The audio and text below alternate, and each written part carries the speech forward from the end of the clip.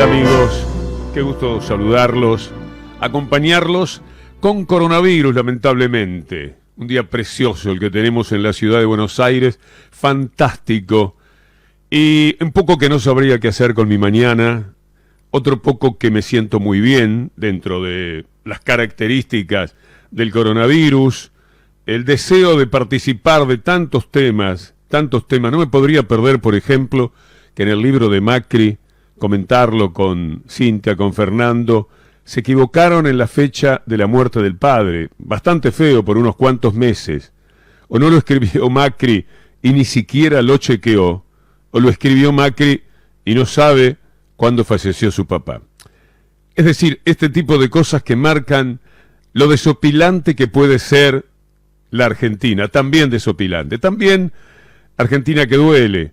Yo estoy con coronavirus y tengo la sensación de que me ahogué en la orilla. Hice todo el cruce más o menos del Río de la Plata. No sé nadar mucho, no podría ser 3 metros, es metáfora pura. Y cuando llegué al otro lado, me ahogué. Así, en la orilla, casi tocándola. No llegué a la vacuna. Y esto determinó que, vaya a saber en cuáles de las circunstancias vividas en los últimos meses, pegué con el coronavirus. Es extraño, porque uno va pensando que al final va a quedar inmune. Créanme que lo pensé en algún momento. Hasta llegué a decirme el disparate de quizás hay cuerpos, humanidades, con anticuerpos que impiden la penetración del virus. Como que unos son más fuertes, entre comillas, que otros. Es decir, con menos predisposición. Y yo me ubiqué, si esto era cierto, entre los que tenían menos predisposición. Un año, es verdad que buena parte de ese año estuve totalmente encerrado, pero cuando me abrí poco a poco para ir al canal, para alguna salida de esas que yo veía que tenían un protocolo perfecto, etcétera, y no pasaba nada, llegué a creerme que estaba entre los que tenían defensas un poco más especiales. Ni debe existir eso, me lo inventé, porque me parecía magnífico que no me sucediese nada. Y después vino la gran expectativa de la vacuna. Es muy probable que del dicho al hecho siempre decía, cuidado, la vacuna todavía no está, todavía no nos hemos dado la vacuna, no razonemos en función de la vacuna. Algo así me debe haber pasado.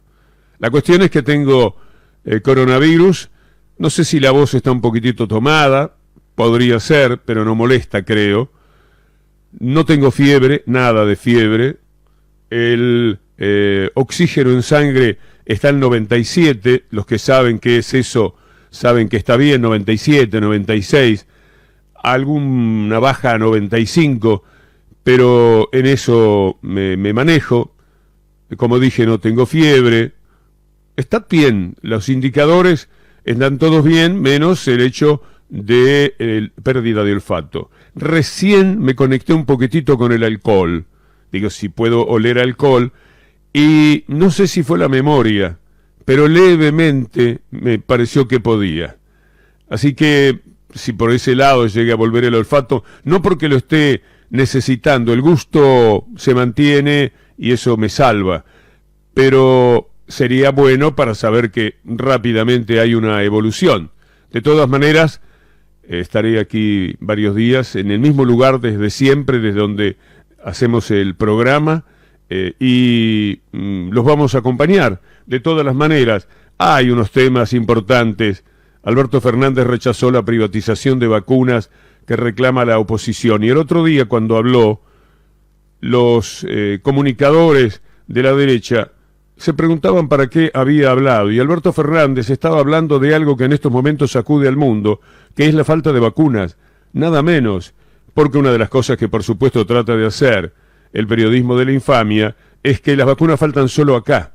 Las vacunas están faltando en todos lados. No saben el lío que tienen con la Unión Europea, con Alemania, con España, con el Reino Unido. Las vacunas de más nombre, no la Sputnik V, pero la Sputnik V todavía no entró masivamente en Europa, en algún país nada más. Bueno, ese es un tema sin ningún tipo de dudas. Hoy hay una excelente nota en página 12 contando un resumen de lo que pasa con las vacunas en el mundo. Y también una televisión hindú, esto era para la televisión, para C5N, para esta noche, no lo voy a poder hacer, la televisión hindú denunciando cómo Pfizer quería arrasar con el sentido soberano de la Argentina para poder hacer el acuerdo de vacunas. Así que vamos a ir por ahí con el humor que genera saber esto de Macri, etcétera. Así que, amigos, se quiere un poquitito la voz porque tengo que tomar un poco de agua, si no se seca la boca. Nos vamos hacia el programa. Allá vamos.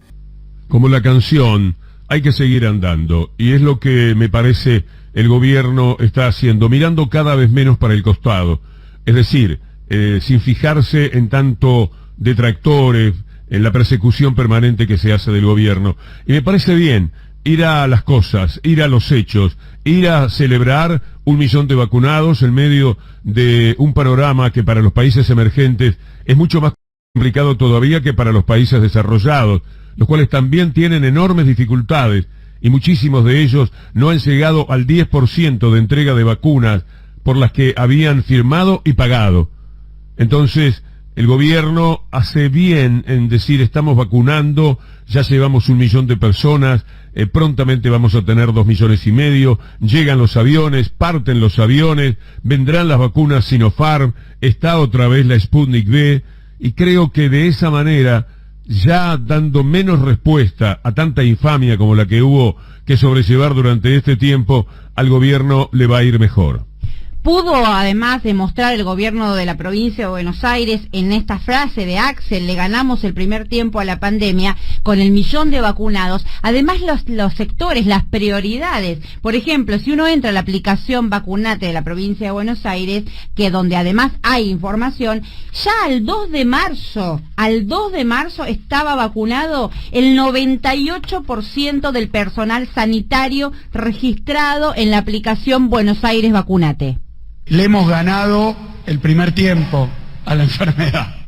Ahí está, le hemos ganado el primer tiempo, pese a que el rival, algunos lo llamaríamos también enemigo, cada vez juega más fuerte. Hoy uno encuentra el título de la tapa del Diario de la Nación, donde pone: nueva promesa del gobierno, terminar de vacunar en abril a las personas de riesgo. Luego el diario Clarín, en su página número 12, dice: el nuevo lote de Sputnik V aún no alcanza para los mayores de 70 años, ¿no? Con esa lectura, con esa doble lectura de querer instalar que el problema de la cantidad de vacunas es el gobierno, pero además una exigencia que es exacerbada, malintencionada, desvirtuando la información en relación al gobierno nacional, pero con un silencio absoluto en relación a la vacuna en la ciudad de Buenos Aires, que todavía no se sabe. Algunos rumorean que los mayores de 70 años, entre 70 y 80 años, se van a poder inscribir posiblemente esta semana para vaya a saber cuándo vacunarse, ¿no? Esta doble vara que ya es conocida por todos.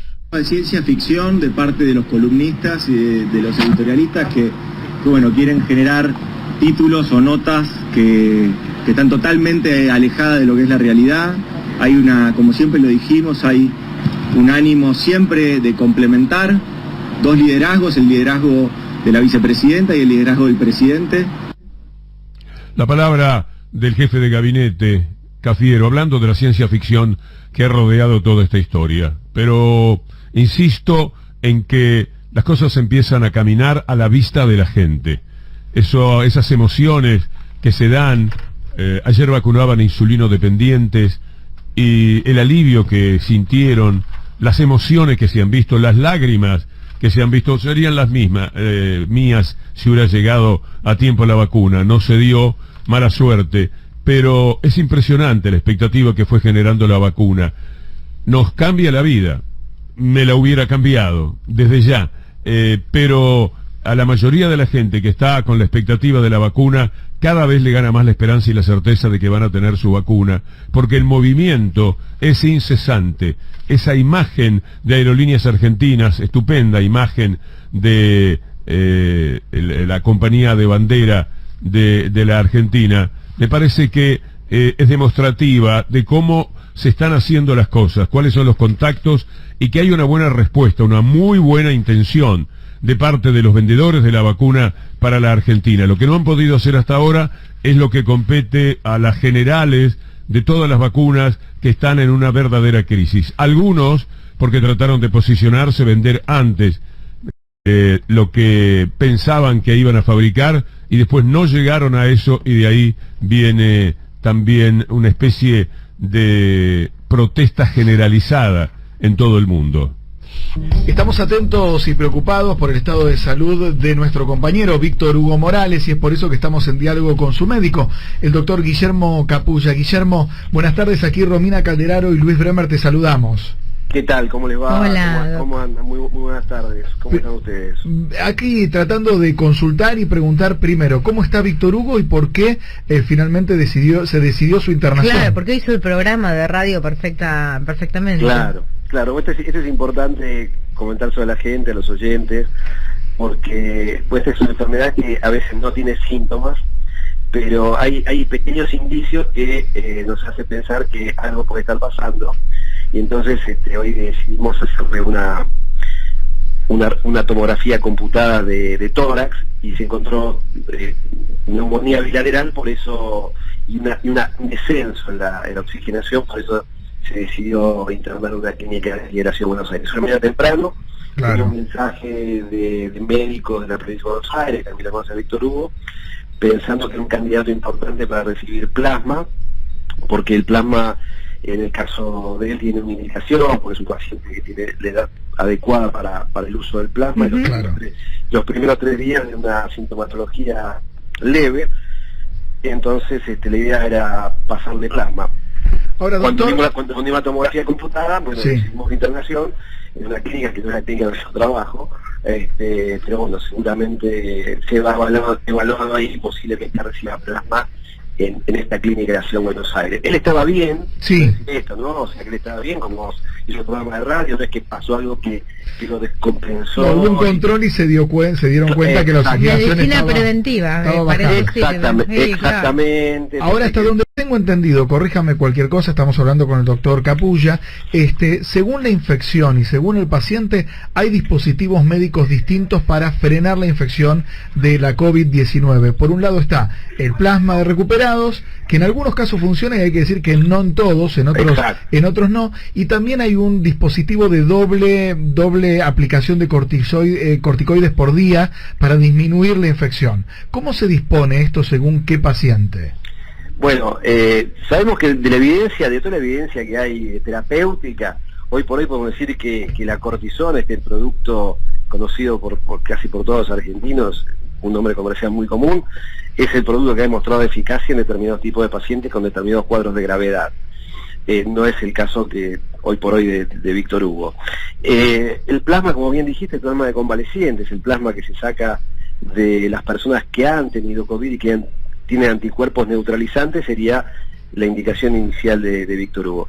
Después no hay demasiadas cosas, puede haber algunos productos como el tocilizumab, que se pueden agregar en pacientes graves, pero la realidad es que el tratamiento es más que nada de sostén, porque Claro. no hay ningún antiviral que uno pueda decir esto es realmente efectivo. Ha habido muchas cosas que han entrado y salido, presidentes que han promocionado algunos productos como el Remdesivir en Estados Unidos, que no han comprobado realmente una eficacia importante, simplemente que ha disminuido los días de internación de 15 a 11 días, pero la verdad es que no hay nada así claramente que haya demostrado eficacia y seguridad, excepto en determinados casos que reduce la mortalidad, el uso del corticoide, y también algunas cosas de sostén, como por ejemplo les dije el tocilizumab para algunos tipos de pacientes, no es el caso de Víctor Hugo. Doctor Romina, ¿cómo le va? ¿Cómo está? Me interesa muchísimo el tema de la medicina preventiva y lo que usted contó respecto de que lo internaron para saber si estaba bien de los pulmones. No es que él se sintiera especialmente mal o que tuviera síntomas. En realidad no lo internó, el estudio se hizo de manera ambulatoria, por así decirlo, la tomografía, y porque había descendido un poquito el nivel de saturación de oxígeno, o sea... ¿Él lo sentía eso o lo puede medir? No, eso se medía con un aparatito que se coloca en el dedo, que es un aparatito que no es muy costoso, es asequible. Se colocó ese aparatito y él venía regulando 95, 96, a veces, yo creo que tuvo 93 y yo estoy un poquito más bajo, y entonces con la gente de la provincia de Buenos Aires decidimos hacerle la tomografía para control, y ahí apareció que tenía una neumonía, y bueno, entonces justamente para prevenir o estar atentos de lo que pueda suceder, ojalá que nada, queda internación, como puede pasar con cualquier paciente, independientemente de que sea Víctor Hugo o cualquier Seguro. paciente. Disculpe que pregunte obviedades, pero detectar una pulmonía a tiempo, como en este caso, ¿qué tiene de ventajoso respecto de esperar más tiempo? ¿Qué podría haber pasado si no se detectaba? Bueno, en primer lugar, sabemos dónde estamos parados, porque uno no sabe, si vos no tenés un parámetro de cómo evoluciona, no sabes dónde empezaste. Entonces, claro. una tomografía dentro de 10 días, no sé cómo estabas 10 días antes, no sé si estás empeorando o mejorando. Claro. Y después tiene que ver no solamente lo radiológico, la importancia es la correlación que existe entre la clínica del paciente, cómo está el paciente, y la parte radiológica, que a veces hay disociación, porque a veces vemos neumonías, no hablo de Víctor Hugo, vuelvo a insistir, vemos neumonías importantes con pacientes que están con pocos síntomas, claro. y viceversa, vemos pacientes con demasiados síntomas y prácticamente no tienen focos importantes. Sí. Es una enfermedad muy compleja. Sí, también, doctor, hay un estadio que le llaman valle, donde uno empieza, digamos, con la detección del virus a los 2 o 3 días de haberse contagiado. Luego los primeros días tienen sintomatología leve y hablan siempre del día 7. El día 7 es el más crítico y luego uno empieza a subir ese valle nuevamente hacia una superación de la infección. Nosotros lo que vemos en octavo décimo día, y lo hemos visto el día 12, pacientes que están como para decir, bueno, este paciente por ahí se va, y al día 12 hace alguna inflamación importante y ese paciente empieza a tener depresión respiratoria el día 12. O sea, por eso esta enfermedad es compleja, pero sí, digamos, entre el día 8 y el día 12 hay que estar muy atentos porque son momentos complejos, y ahí el paciente puede empeorar rápidamente independientemente de su condición previa. Por supuesto que hay factores de riesgo, pacientes con obesidad mórbida, pacientes con diabetes, pacientes con cardiopatía, bueno, por supuesto que tienen más posibilidades de complicarse que un paciente joven y saludable, y lo vemos todos los días. Claro está. Con respecto a la prevención, sí. perdón, que quiero decir esto porque no quiero dejárselo picando a Romina, la prevención en realidad primaria es la vacunación, ¿no? Es la prevención de la enfermedad. Para prevenir la enfermedad hay que tener vacunas, ¿no? Claro, y el objetivo, por supuesto, primario de todo el mundo es hoy por hoy vacunar a la mayor seguro. Por eso Víctor Hugo dijo, me ahogué antes de llegar a la orilla, en referencia poéticamente a que no había llegado a vacunarse, ¿no? Y exactamente. Claro. Sí, lamentablemente. Pero sí, la vacuna es fundamental. Hace un rato hacíamos una nota con un médico de Israel que decía que allá hubo una muy leve campaña antivacunación, a diferencia de muchos países en los que como acá. Sí, como en el que lamentablemente se hizo dudar a mucha gente. Creo que eso ya pasó. ¿Usted cree que también bajó la incertidumbre o la zozobra de la gente que no quiere vacunarse? Hay un 70%, de acuerdo a las encuestas, de adhesión de la gente a la vacuna, y yo creo que cada vez más va a ser la gente que quiere vacunarse, sino nuestra función, nuestro rol en los medios donde estoy yo es justamente mostrar a la gente que pasa en países que vacunan y relacionar eso con las curvas, ¿no? Si uno ve lo que pasa en Israel, lo que está pasando en el Reino Unido, si uno mira la curva de mortalidad en el Reino Unido, la cantidad de contagios que tiene, pensemos que el Reino Unido tenía 40.000 casos diarios de COVID y ahora está en 3.000, 4.000. Y tiene 15 millones de vacunados el Reino Unido. Claro, sí. Tuvieron una vacunación intensa, primera dosis, pero muy abarcativa. Capulla, ¿cuál es el diagnóstico y el pronóstico para los próximos días? Víctor Hugo se tiene que quedar sí o sí internado al menos 48, 72 horas. El diagnóstico del paciente COVID positivo, esto es así, COVID detectable, y el día a día, esto es el día a día. Si vos me preguntabas si mañana mejora o mañana empeora, sea Víctor Hugo, sea cualquier paciente, es difícil predecir eso. Eso se va viendo sobre la marcha, se va viendo con el monitoreo multiparamétrico, viendo la frecuencia cardíaca, la frecuencia respiratoria, la temperatura, la oximetría. Son una serie y clínicamente cómo está el paciente. ¿Y cuándo le aplicarían el plasma de recuperados en caso de finalmente acceder? Si lo aplicase en el plasma debería ser en el día de hoy. en el día de hoy. O sea que si esto finalmente se aprueba, tiene que ver con las condiciones del paciente, obviamente, y el tipo de infección, podría hoy ser suministrado y luego 48 horas es donde se ve la eficacia de este plasma, en este caso en el cuerpo de Víctor Hugo. Claro, yo quiero decir que no soy, digamos, soy un médico, diría, asesor de muchas personas. También con Víctor Hugo no soy el médico tratante, porque tiene una médica que lo sigue por su sistema de medicina, su cobertura. Es una médica muy prestigiosa que lo está siguiendo a él. Yo hablo con ella de manera permanente y por supuesto que discutimos los temas también con la gente de la provincia de Buenos Aires que muy gentilmente se acercaron para mostrar su experiencia con plasma, ¿no? Bien, entonces ¿se lo aplicarían cuándo? ¿Ya se lo están aplicando? Hoy. Y si lo aplican debería ser en el día de hoy. Lo antes posible, digamos. Aplican no es aplicación, pues en realidad es una...